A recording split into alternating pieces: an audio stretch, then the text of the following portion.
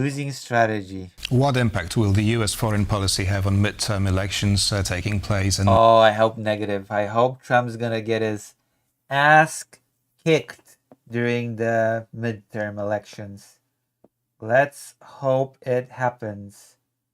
That's the hope. The hope is that Trump gets his ass handed to him during the midterm elections. November. And how is the American election race affecting Washington's relations with Europe and Ukraine? To talk about it, we're joined by Michael Kampeter. Trump supposedly is better about Ukraine now, but I don't trust it. Trump changes his mind all the time. Trump is like, you cannot believe anything that Trump says. Carpenter, Senior Fellow at the International Institute for Strategic Studies and the former US Ambassador to OSCE. Good evening. Hello. Nice to be with you. So, do American voters care at all about foreign relations, and do candidates exploit this field? A lot of American voters kind of don't care about foreign affairs, I guess. But for example, a lot of American voters care about Ukraine, apparently. A lot of American voters support Ukraine. And that is why organizations like Track Ukraine, the one that I help with, have traction. Using public opinion to pressure politicians to have better foreign policy. So I guess yes and no, kind of. Depends on the issue, I suppose. Like a lot of Americans do believe in the idea of freedom, believe in the idea of democracy.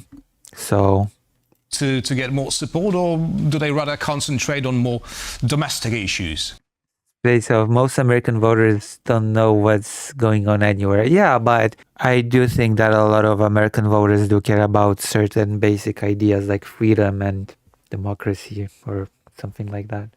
That's why, according to polls, a lot of US voters support Ukraine's fight against Russia. Well, generally speaking, American voters vote on domestic issues and primarily on economic ones. But this cycle, we see that foreign policy and economic issues are actually quite heavily correlated and intertwined. So because of the ongoing wars in Iran, which many American voters may not care about as far as the details are concerned, does impact gas prices and does impact inflation. And to that degree, you see a rising base of opposition. Believe it or not, both within the Republican Party. The war in Ukraine also has an effect on U.S. domestic economy. Like, for example, fertilizers, that's the easiest. There are certain candidates in certain states that actually include Ukraine in their foreign policy promises, because they say, because the war is going on, because Trump is so incompetent in ending this war, our farmers suffer because there's a shortage of fertilizers from Ukraine. There's a shortage of this, that, agriculture related that the US farmers depend on. And so when I win, I will help Ukraine so that our farmers can get relief. That's actually a campaign thing that happens in certain states. So it's not like Ukraine does not have any effect on the United States when it comes to its domestic affairs. Right, and also within the Democratic Party. So there is a sense that Trump has stumbled into a sort of a strategic cul-de-sac with his policy on Iran, and that it's not going to be easy to extricate himself from the position that he's in currently, and that the United States suffers as a result. It suffers in terms of its foreign policy image around the world, but also in terms of the economy, which is, of course, what voters care most about. Right, but I'm wondering whether, the actions of the White House, whether they have a direct correlation with both Republican and Democratic candidates' chances. Because, is it like this, that they see the person endorsed, for example, by Donald Trump, and they automatically think that that's a bad choice because of high oil prices in the US? Well, I think the Trump effect will manifest itself in two primary ways. I think also remember that Trump has campaigned on being a no new wars president, that under his first term there was world peace, even though that's bullshit, and that he would never start new wars, that it's all Biden, that if he were president, the war in Ukraine never would have started, and now he just starts new wars all over the place. So Democrats and independent voters. And he did not end Ukraine. He did not end the war in Ukraine in 24 hours. So that's also a thing that will definitely affect midterm. A lot of these things will affect midterm elections. The fact that Trump's like a very incompetent president. Voters that have grown disenchanted with Trump's policies, I think they will be mobilized to turn out at the ballot box and vote against President Trump, meaning they'll vote for any Democratic candidate just simply to express their dissatisfaction with the status quo. By the same token, I think Republicans will likely not turn out in large numbers to vote because the president is not on the ballot. And so they won't be voting for him. They'll be voting for Republican candidates who may or may not distance themselves from the president's policies, but there will be less enthusiasm likely among Republican voters. So the enthusiasm gap is going to manifest itself in November, and it favors Democrats. Uh-oh. Right, you're talking about distancing from some of Donald Trump's foreign policies, but what the voters can applaud here, maybe the operation in Venezuela would be such an example. Well, the Venezuela operation will be touted, no doubt, by many Republicans as a success. But first of all, it's rather distant at this point in many Americans' minds. It doesn't impact people tangibly from one day to the next. They may take some pride in the fact that the U.S. military was able to dispatch Nicolas Maduro to the United States to face justice. But at the end of the day, does it change the economic situation for any Americans? Does it really change our standing within the Western Hemisphere? Probably not by much. If there were some dramatic events in Cuba in the coming months, I think that would have a much bigger impact because of the prominence of the Cuban American community in Florida especially, but also in other states. But with Venezuela, I think the effect is going to be marginal at best. About Cuba, do you see it happening? Do you see Donald Trump starting yet another conflict to gain some votes that would be before the midterms? Well, we'll have to see. I think most likely the president and no new wars president. Do you think he'll start an even newer conflict? his top advisors, including, of course, Marco Rubio, who himself is Cuban American, will be very reluctant to engage in some sort of military intervention on the island of Cuba. But we see already that coercive diplomacy is being used to try to convince the Cuban regime to liberalize, at least economically, if not politically. And I think the administration is on sound footing to push for economic liberalization because, to a certain degree, that will have unintended consequences that could then spill over later into the political realm. If you remember, for example, perestroika in the 1980s in the Soviet Union, it started out largely as an economic restructuring program, but then, of course, had political consequences. So I think the administration is likely to pursue... Yeah, but the Soviet Union was a little bit more of a complicated case than Cuba. Policy based first and foremost on economic reform. Perestroika itself was not the thing that caused the Soviet Union to unravel. But of course, everything is possible. Do you think Donald Trump will try to end the war in Ukraine? I'm not asking about Iran. That seems a rather complicated case here. But Ukraine before the midterms, and how likely is he to succeed? Unlikely. Well, President Trump has been trying to end the war in Ukraine since he very incompetently took office. Now he's applied pressure primarily on Ukraine and not on Russia.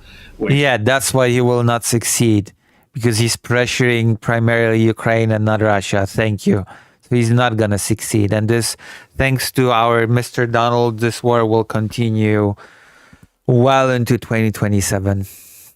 To my mind, has been a losing strategy, and it has demonstrably failed. It has. It has. I don't think the president can solve this conflict before the midterms, and probably not during his term in office.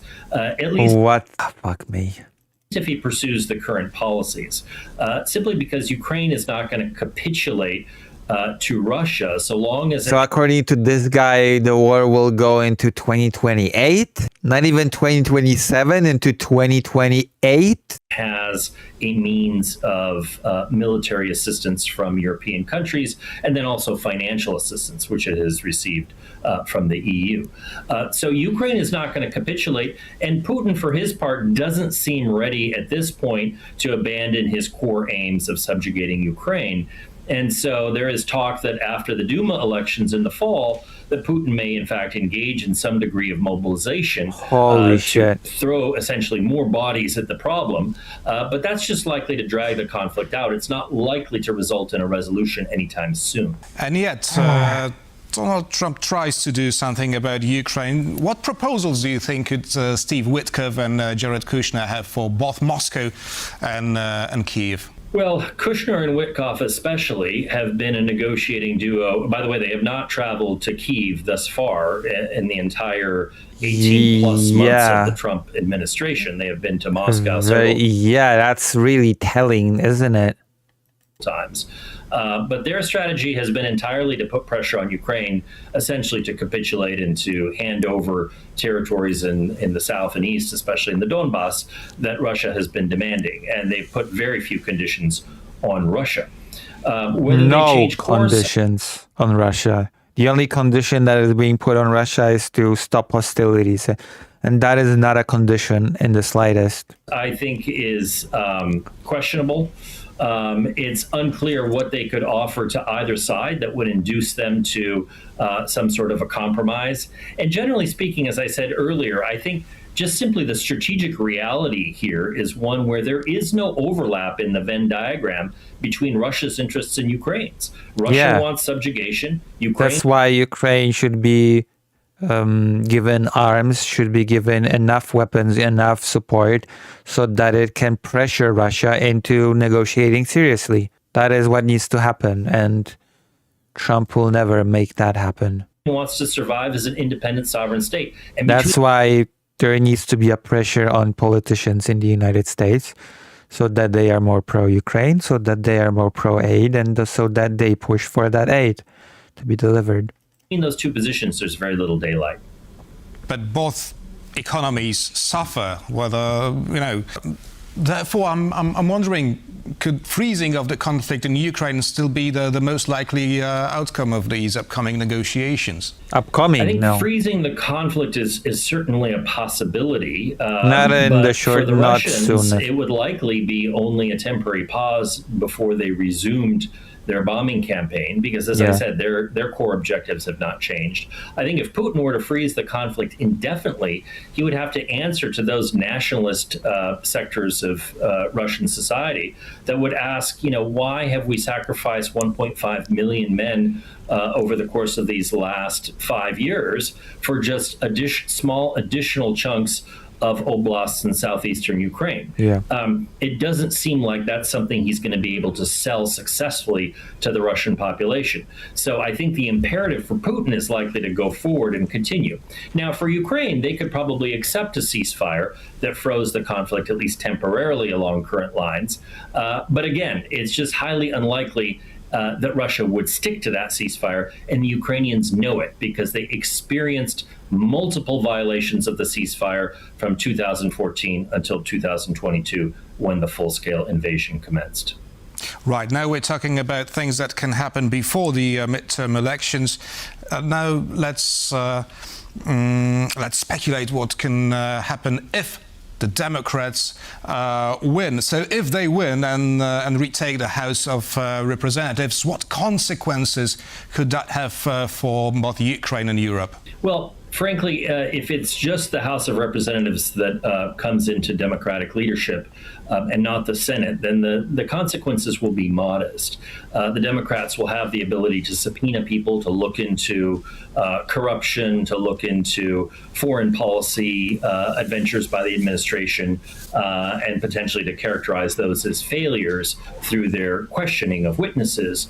But foreign policy is made by the executive. So even if both houses of Congress were to fall to Democratic control, it's unlikely that would shift anything in terms of the administration's foreign policy, at least not in any substantial degree.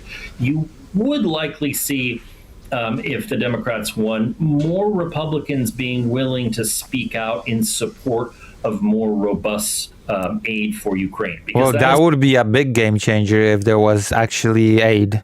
Something that many Republicans believe in, but they don't want to cross the administration. Now, if the House flips, they might be a little There's a lot of cases of Republicans that have voted for basically all aid in 2022 and 2023, even I think the start of 2024, but it shifted gears when Trump took office because they didn't want to cross him. bit more emboldened to do that, but in practical terms, I don't think it has that much impact. Michael Kahnpötter, a senior fellow at the International Institute for Strategic Studies and former U.S. ambassador to OSCE, was our guest this evening. Thank you very much. Very depressing. Thanks for having me.